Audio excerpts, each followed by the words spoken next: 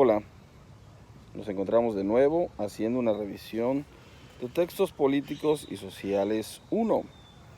bajo el árbol de la democracia. En este nuevo video vamos a revisar sobre el capítulo 3, que continúa trabajando sobre los conceptos de la república. Platón pone a Sócrates en su diálogo a revisar conceptos que tienen que ver con la comunidad de mujeres e hijos y con la del rey filósofo. En la comunidad de mujeres e hijos, Platón presenta la idea de que los guerreros pueden perder la vida en las batallas y es necesario que alguien se ocupe de sus familias. Una especie de seguridad social generada a la griega antigua. Si yo me muero, no hay problema. Mis hijos quedan cubiertos, mi esposa queda cubierta por el servicio que los demás van a hacer para ellos, apropiándoselos como si fueran suyos. ¿Cómo se fomenta eso? Nadie está casado con nadie. Todos pueden tener la responsabilidad si todos consideran que todos son sus hijos. Entonces trabajarán en una especie de comunidad. En lo personal, la primera vez que lo leí, me pareció una forma de pérdida de la identidad de los individuos por encima de lo que podemos criticarle al comunismo en la pérdida de la propiedad, porque aquí es pérdida de la identidad. El libro lanza la consideración, hace la pregunta sobre si esto es una dictadura, si la unidad del Estado debe llegar a tanto, si en realidad es tan importante que un Estado se proteja de esa manera.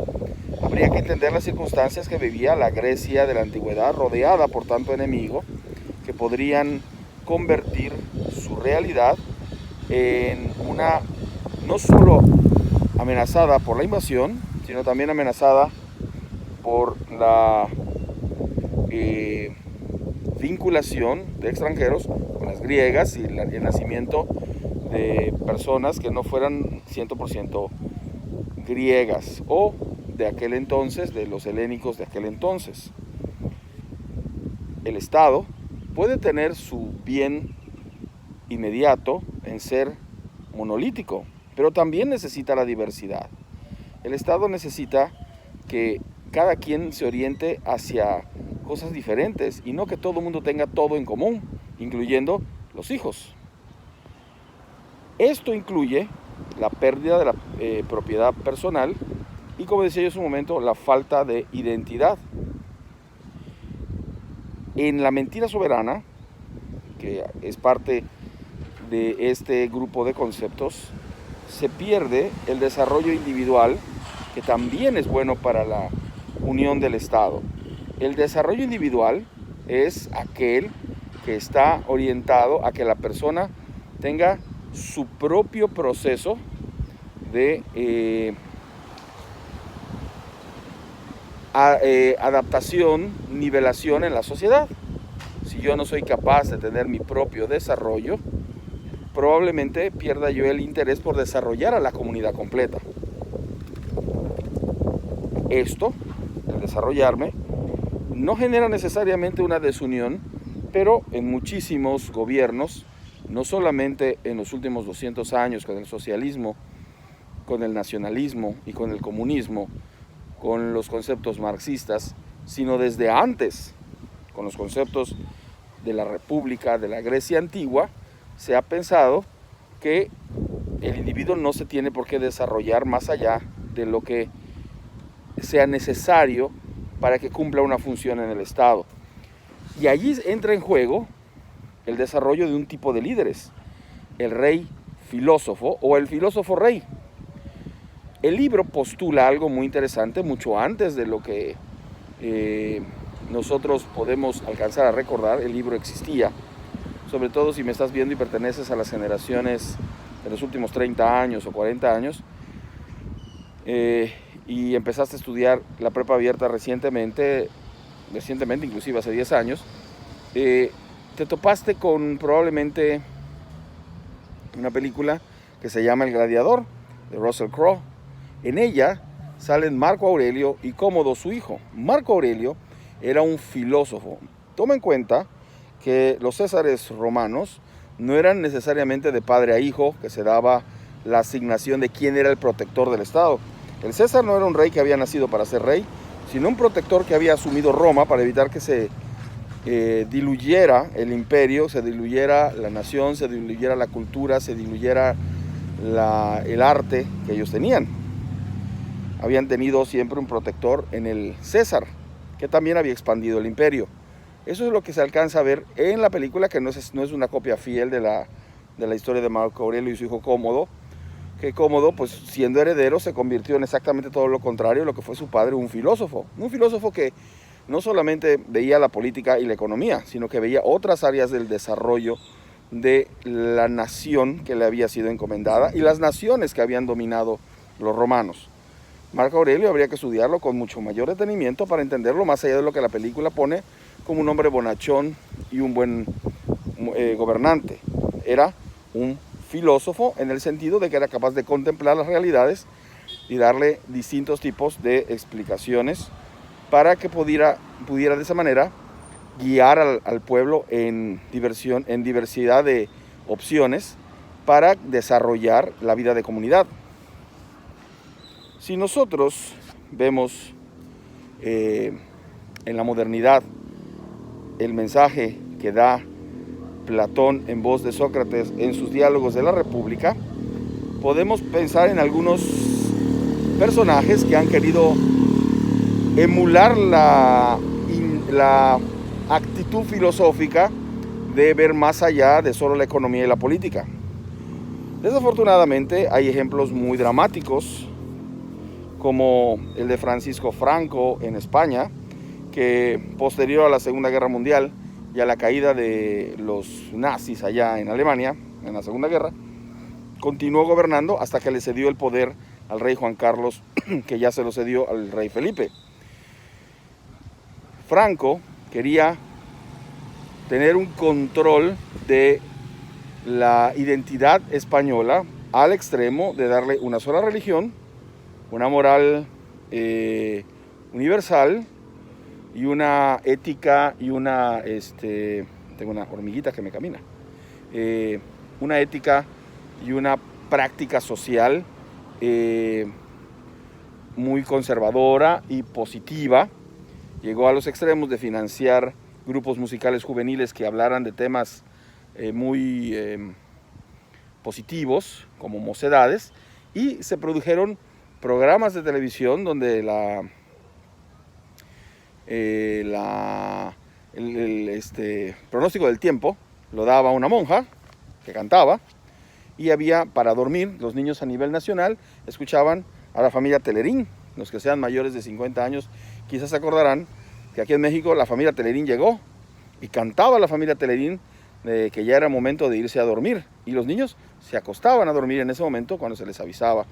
lo cual puede ser algo bueno, pero asumido desde el Estado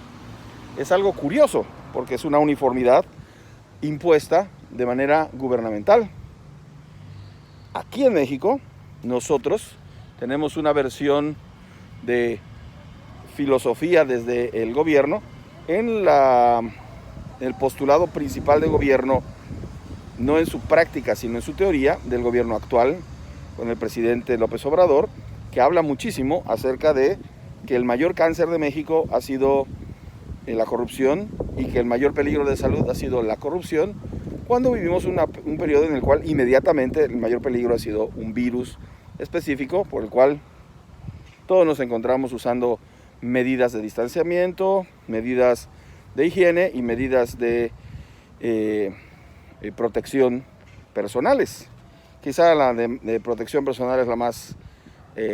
aceptada por nosotros, aunque deberían estar el distanciamiento. Yo estoy aquí solo en el parque, precisamente para no estar rodeado de gente en una entrevista o algo por el estilo, y tenemos que tener en cuenta que tenemos que higienizarnos. Pero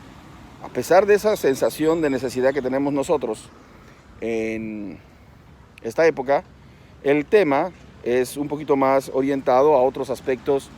de la relación social, que sí son importantes y que sí son reales, porque sí somos un país donde,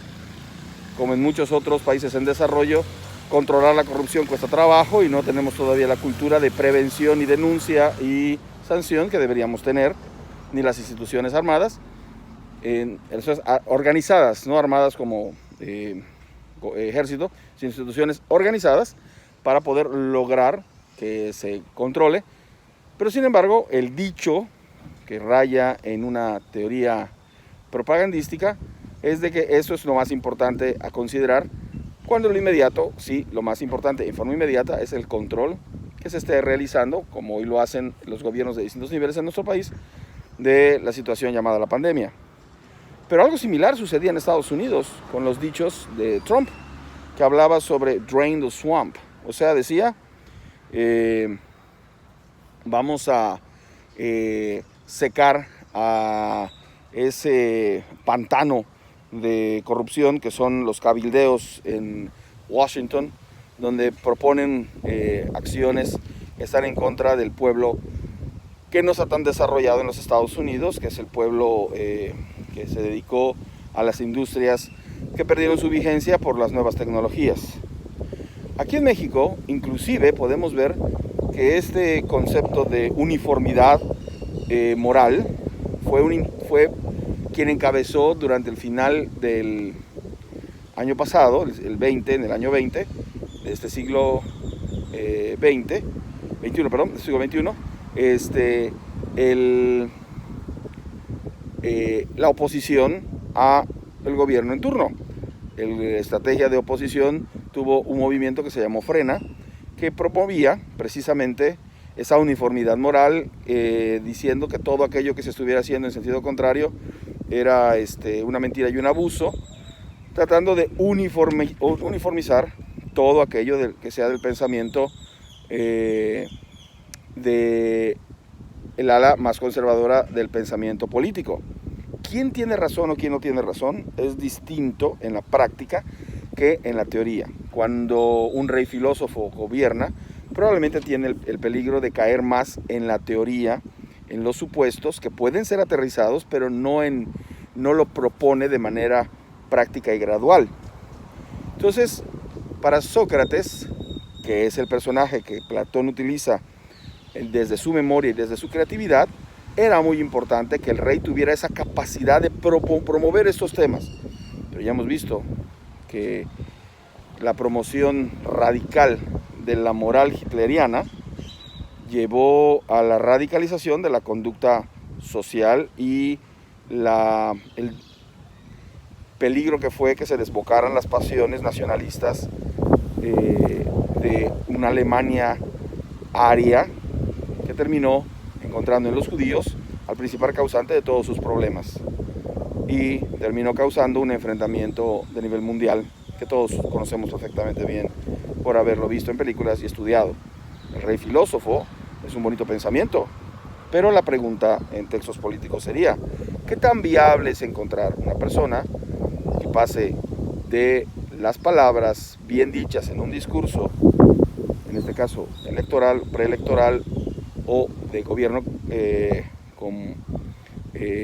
un énfasis constante en la parte de los conceptos filosóficos o sociales,